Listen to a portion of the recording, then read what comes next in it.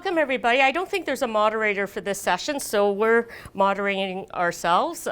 If we go a little bit too long. We're going forever. Yeah, you can pull us off the stage. He's over there. Actually, what we're hoping to do is talk a little bit, show you some of the things we have in Maple specifically for practice and assessment. We're going to talk about some of the some features that are a little bit that have been in there for a while, but that you may not know about because they've kind of stayed under the radar. We're also going to talk about a few things that are relatively new, and then say more about future directions. And we're hoping to leave enough time that they're not just for questions, but maybe a little bit of a dialogue.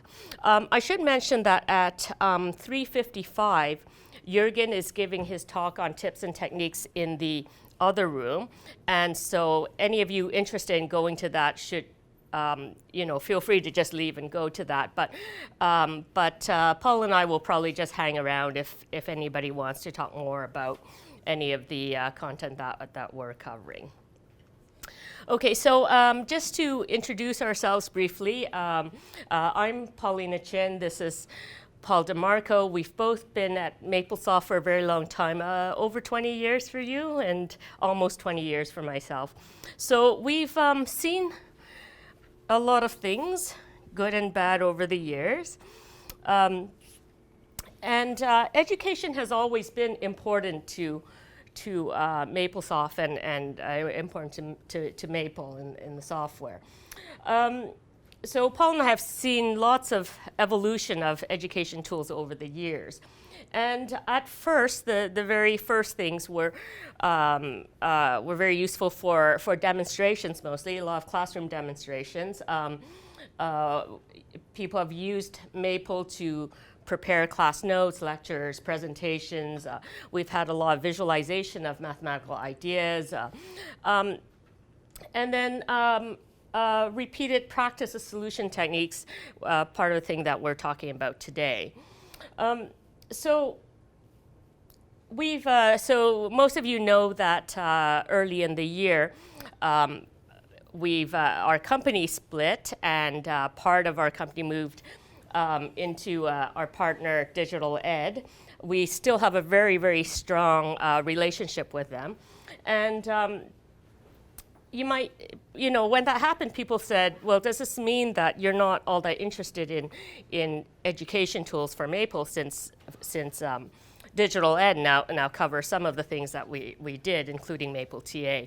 That's how Maple TA evolved. But actually, the contrary is true. We've had a great interest in doing more for education since that's happened, and the education stream here is one indication of our renewed interest in that. We've been trying to do a lot of education outreach. We've been trying to improve various tools in Maple, and I'll be talking about some of that today. So specifically for this talk, we're interested in grading, assessment, and practice at different levels, various levels of the various stages of the learning process. So part of the thing is, part of the stuff I'll be talking about will be automatic grading, and that's important because it saves instructors time. But it's not just saving time or saving universities money, but it's just that a lot of students complain that they don't get enough feedback. They can't get their assignments marked in time. So anything that helps with assessment, especially self-assessment, things they can do themselves and get feedback on, all of that is good for the student. So let me see what's next. First, I'm going to talk about a project that I worked on with Daniel. I don't know if Daniel's in this room, but oh, there he is. A few years back, and this was motivated by a couple of publishers who wanted to be able to use Maple to transfer textbook questions from popular textbooks that they sell to an online version, so students can practice these problems on their own, or they can be assigned these problems and have these problems automatically graded without the instructor having to spend a lot of time doing that. So here's a typical question. You know, a question might be draw the graph of this quadratic function, or as this picture shows, draw lines that define a region and then shade a region that satisfies certain inequalities. So these are the sort of questions that they wanted. So we created a number of custom interactive worksheets using components that the same components that Daniel showed, but in an earlier version. And we also use some low-level routines. We create some routines to actually do the grading. And the grading wasn't as easy as we thought it would be. So, so I'm going to explain why. And even though we did this a few years ago, we're still getting feedback about how this is being used. And we learned a lot of interesting lessons from it. So I just wanted to talk about it as an example of why doing assessment can be actually quite challenging, doing any kind of automatic assessment. So with graphs specifically, we had trouble with ignoring small numeric differences. So problems that are badly scaled made it very difficult to say whether a student, drawing a curve or entering points for a curve, whether this was correct or not. So here's an example where a student might enter a couple of points here that seem to be pretty good, but when you draw the entire graph, you see at the top, there's a significant difference. And so part of whether these differences are okay or not okay depends on what the professor's looking for. Is the professor looking for something exact, or is the professor just wanting to make sure that the student has the right general idea? It's not a straight line. Sorry, yes, that's right, it's not a straight line. So anyways, we had, so this was one of the problems, and something that we constantly had to work on, how to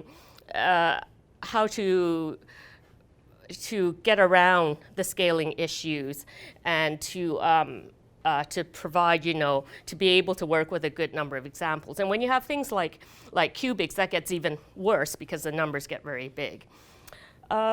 So that was one of the problems.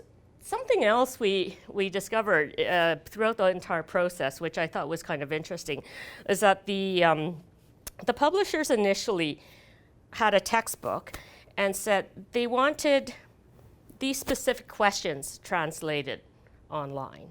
We want applications that match these specific questions in the textbook. And when we started working on these, we soon realized that, well, that didn't really make sense, because when the author wrote the textbook, say, 30 years ago, the author had in mind pencil and paper.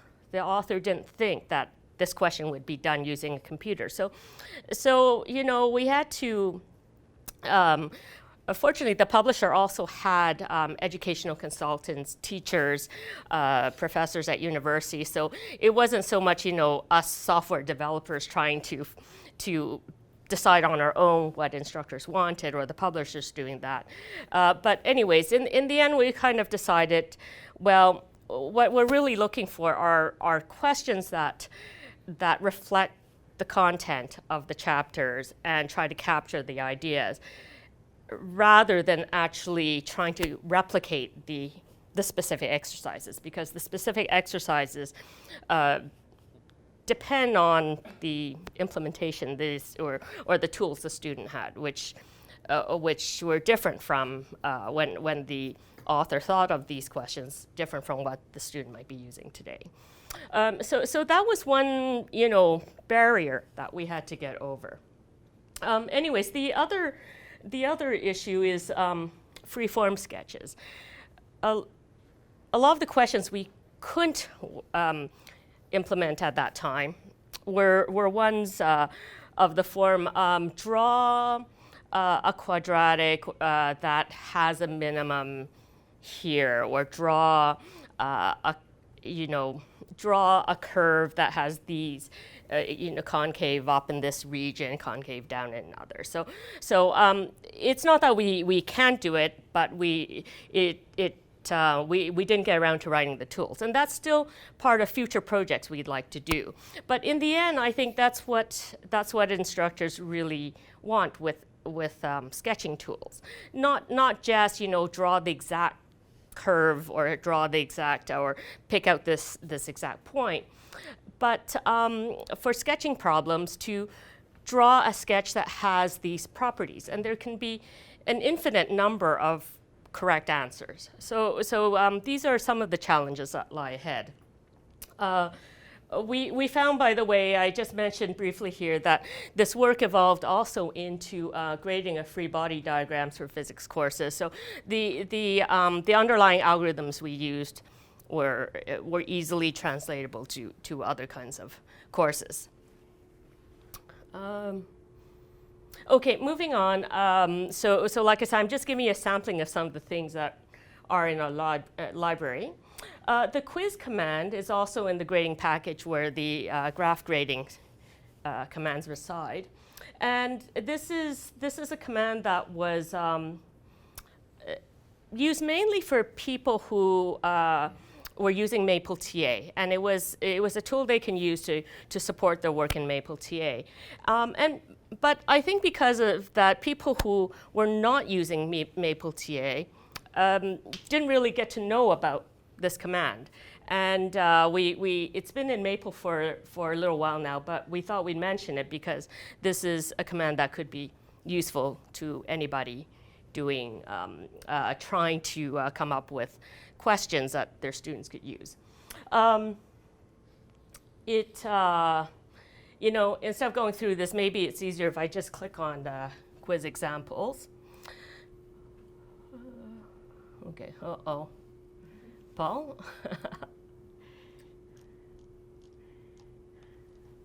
Is this, sorry. Okay, sorry. Open, is it in a directory here? Quiz examples, this one? Yeah. Okay, let me do that instead.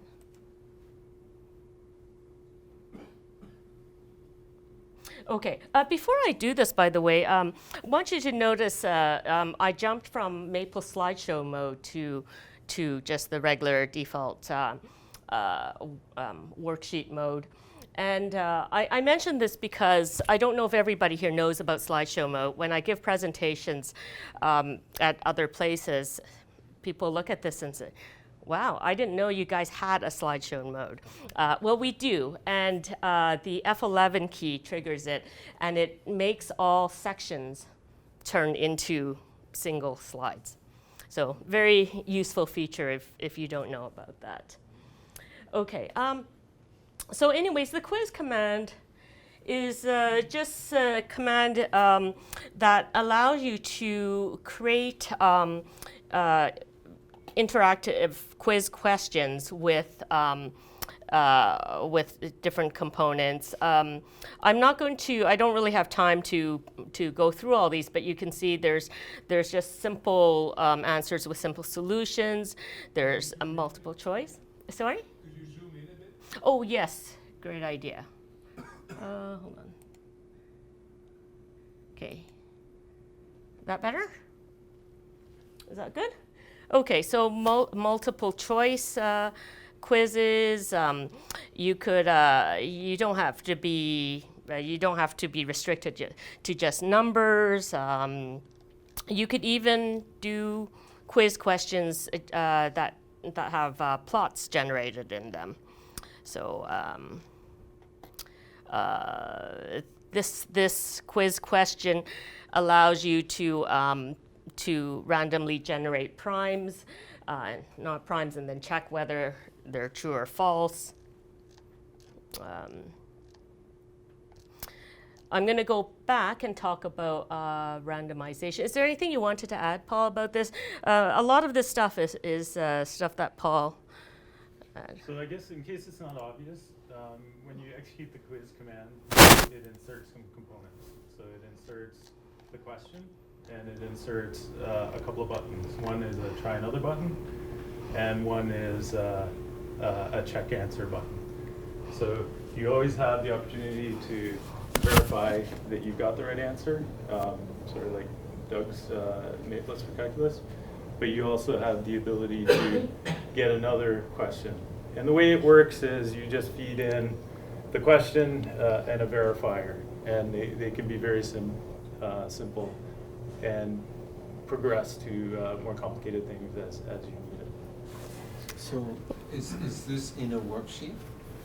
It's a package. So there's the central command of that package is the quiz command. So Yeah, in the grade, it's Where is it? in the grading in the grading, package, right? Yeah. In the grading Yeah. package? So if you do with grading, Okay. here's the simplest form. I'm going to run quiz, what is 1 + 1? So now I've got a text area here where I can type in 2. I hope that's the right answer. And I'll check answer. So now this form, it realizes that there's no randomization or anything like that, so it doesn't provide a try another button. So as you get to more sophisticated examples, it will have that. So of course, let's suppose I don't know the answer, but I read what's written just above, then I can, oh, I have to answer 2, obviously, that's the right answer. So, Right. It's a COVID, right? One of the options, so this is obviously a presentation to show very different options. There is an option to say not inline, so inline equals false, and then that will generate a worksheet that's just the question part without the generator. Okay, why don't we move on? So I'll go back to slideshow mode here. Okay. So the practice sheet command is another thing that was added, and this is more recent. Paul, do you want to say something about why this was added? Do you have a story behind it? Sure. This actually evolved on a weekend night where one of my students, my son in grade school, was excited to do practice problems, and he was going online and searching up different practice sheets. But he was getting frustrated because even though there are thousands of practice sheets online, there wasn't any of the form that he wanted. So I said, Maple could do that. That should be easy. Great stuff. So what was roughly sketched out in about a few hours turned into a week project and thrown into Maple. And actually, I've got a lot of feedback from various people saying, this is great. My son or my daughter has used this to practice sort of more basic problems. Yeah. But you very quickly, so one of the aims of it was that the syntax would be easy. So this wouldn't be something an instructor would put together and generate a practice sheet. This would be something a student could do by themselves, to generate a practice sheet for themselves that would randomly pick problems and an infinite number of problems, and they could go through and answer them and see that they're doing it correctly.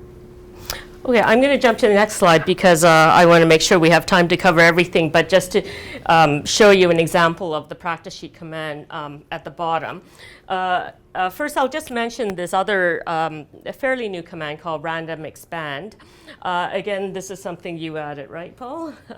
Yeah, you blame him for everything. And the idea is that you have the answer you want, but you have to but you want to generate something that gives you that answer, and you want to generate different forms of things that give you that answer. I was thinking of Mike's talk, Michael Monaghan's talk from yesterday, when he said, I'd really like to create these Leslie matrices that end up with, these really nice eigenvalues. And so of course this doesn't, I'm pretty sure this doesn't do that, but the idea is that often you have an answer you want, and you want to have different forms of expressions that eventually get to this answer. Paul's son will be able to do it. This is really for demonstrations as well. You can generate a whole practice sheet where every answer is predetermined and you know it because you generated the problem from the answer. Yeah. So it's working backwards. Let me see if I can get this to work. Okay. Right. So this is just a quick example of using the practice sheet and random span. It's not that interesting because we all know these all give the same answer. Is that right? They'll all be x plus 2. Right. So, but just a quick example of how this works. Okay, I'm going to I'm going to move it over to you, Paul, so you can continue on with us some of the newer things here. Yeah, I'll stand close to you so you can get. So we we can just hear have you. a microphone for the camera. I'm just gonna touch on 3 more topics very quickly. So you've all now heard probably enough about the companion app and V2 and whatnot. But I do want to dig in a little bit. So what are the ingredients? So it sounds very simple. We have a menu that analyzes. So you scan a picture. It uploads the expression, analyzes that, gives you different operations that can be applied to that, so that you can check if it's prime or integrate or differentiate or compute the limit. But there are a number of things in there that make it a little bit complicated, and I just wanted to walk through a couple of them. So first thing is the input method. So we have this photo recognition font. Oh, yes. Right. Okay, so there's the basics. You scan it, you apply some operation, and then you have a chance to try some more sample problems. So we thought, so the first version only has the ability to scan from a picture. The second version is going to add the editor, and I think the combination of the two is essential. The scanning is not 100% perfect, but usually it's only subtly wrong. So with the editor, you can fix things up very quickly. Or if you want to have a simple expression to put in, just going directly to the editor is fine. Now the cloud document repository is something that we want to keep always. So once you have that expression or beyond in the future, whatever you do with that expression, we want you to be able to create a worksheet and get that into Maple, because there are some things in Maple that you can do better. For example, this limit problem, I want to look at that and see what's happening with sin x versus x in this range. So I can understand that 0 over 0 is not undefined for the limit here, but why are you able to solve that? So the problem generator and the answer checker are unique problems, and actually there were at least 2 talks here that talked about generating new problems that students can handle. So the idea of this app is still that you're not actually computing on the phone. You're writing out your solution in pen and paper, and you're taking a picture of the answer. And then that's how you get the feedback that your answer is correct or not. Ultimately, we want to be able to take a picture of all your steps in that answer. So I'm just going to switch over to... Sorry. It's moved to a different worksheet. So say I took a picture of, I'll plus this. Yeah. Yeah, that's great. And now it Control Z. So they say I took a picture of this differential equation. If I was going to work that out by hand, the first step I might do is rearrange it into this form, and then I can integrate both sides. So I'm just going to bring up the integration tutor, and I'm going to cheat, and I'm going to show all the steps, and then I'm going to close this, and it should insert all of those steps into my worksheet. And similarly, the other side, and I'll do the same thing. So the other thing I'm going to add in is I'm going to add in 2 constants of integration, because the student's going to put that plus c in there. So the answer here that I got from integrating both sides and then solving for n is this thing. And then I'm just going to show you what Maple gives. So the form of the answer is, so the negative sign is out here. So it's actually the same answer up to the constant, but the constant looks like that. And here the constant looks like this. So just there are nuances to, if the student uploaded this answer as their answer, we need to recognize that that's actually the correct answer. And we got to do some finagling with all the constants there. So the other aspect of this is that generating new problems, we kind of want to generate a new problem that's in the same class that the student might be able to handle. They want to get another one to try and see if they can get it right this time. If they get it wrong, they want to get another one to see if they can generate. Having Maple and having the ability to dig into what some of these steps are helps immensely for that. So we can generate something that involves some of these steps or all of these steps. And you really need to know how to solve a problem in order to generate a new problem that's in the same category. So let me jump back here. So moving on to the next topic. I think I have one of these open already. So another anecdote. I think it was second year electrical engineering. So I was actually in math computer science, but I had this weird electrical engineering option. So they picked 6 engineering courses that the mathies would hop into without any prerequisites and without some of the background. So I arrived in my first engineering course and into a lab, and this is what I saw. Right, so we hook up a circuit, and what do I do here? I had no idea, actually.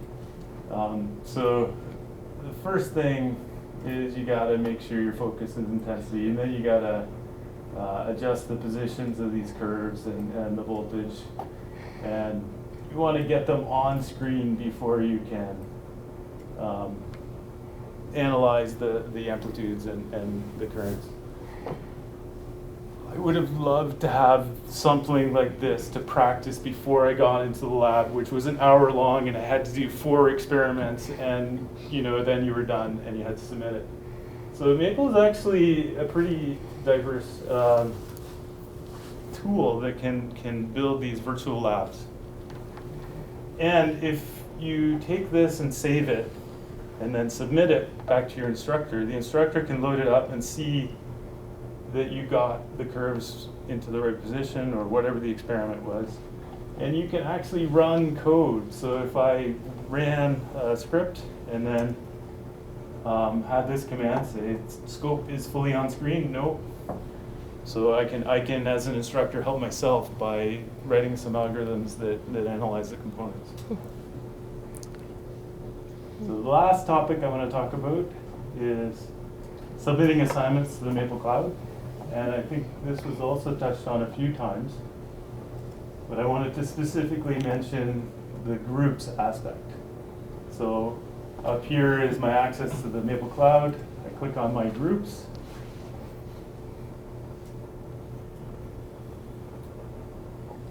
And I can see that I am the owner of these groups, and I've joined these 0 groups. Never wanted as a member, right? That's right. Nobody, yeah. So the thing I wanted to point out is anybody can create a group, right? And I can type in a group name. But there's 2 attributes here. One is this is a private group. It's just for myself. This is where I put my own documents, and then I can go home and access them from my own computer. Or I can make them sort of semi-public, right? And there's different kinds of public. So here's a read and write one. Well, okay, so read and write, obviously, anybody that's a member of the group can post to it and see the documents. So there's something called opaque, which is members can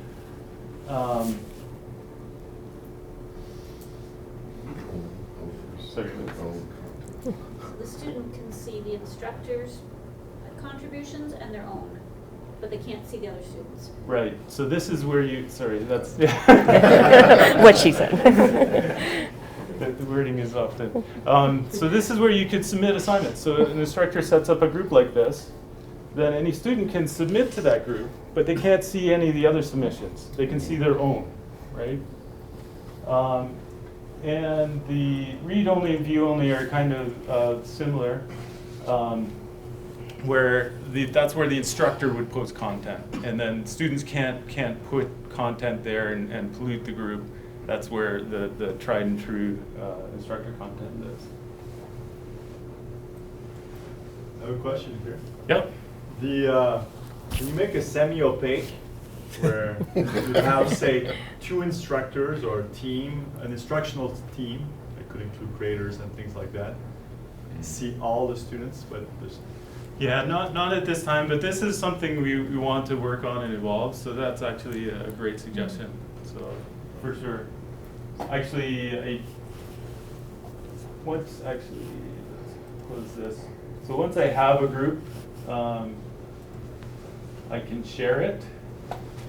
The easiest way to share it is to generate one of these links, and then you can just email that out to your class, and then they can follow that link and join the group, and then they will see it every time they come to the cloud. Have you ever looked at having Maple stuff hosted within one of the online system, learning management systems, Blackboard, Canvas, something like that?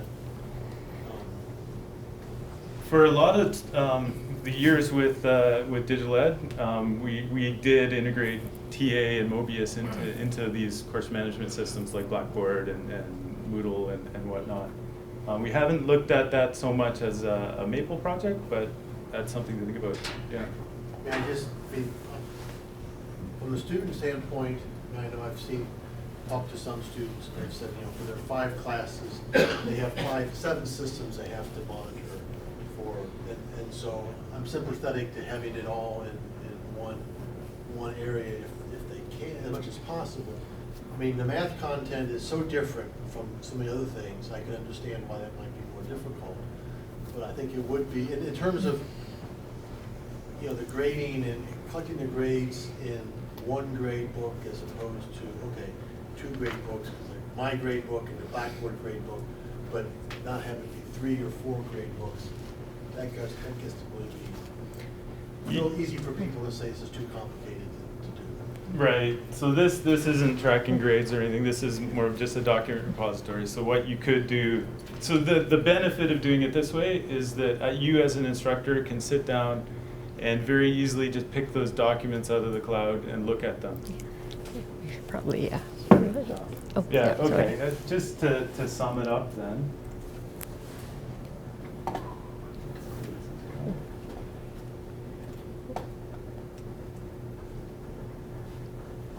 So there are a few other interesting things in Maple. One just to highlight is the essay tools package.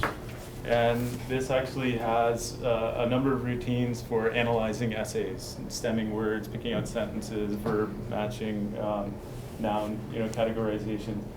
And there's actually an interesting function in there that lets you train sort of an AI this isn't using TensorFlow, but a different method. You feed it pre-graded essays, and it will build up a model that you can use to grade future essays. So just an interesting tool that we might leverage for future work. And in particular, I think word problems are one of the holy grails, and generic feedback.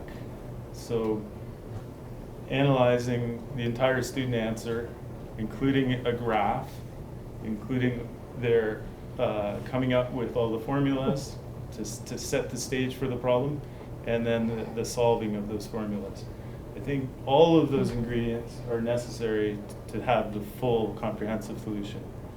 And actually, I think the Maple interface is a very good template for that. Like isolating the interface down to an application or a math app is great for very narrow focus on a demonstration or a particular concept. But having that blank canvas where a student can just use all of Maple's tools to solve an answer is actually very powerful. So letting the student do that and then assessing their work within the worksheet, I think, is maybe a future direction. Okay, I'd like to add something. Jürgen's talk on tips and techniques will be starting in a couple minutes in the other room. I highly recommend you go, and anybody who wants to should probably leave. But Paul and I are going to stay around because, you know, I would be happy to hear people's stories about what they're doing. So, with this. Thank you.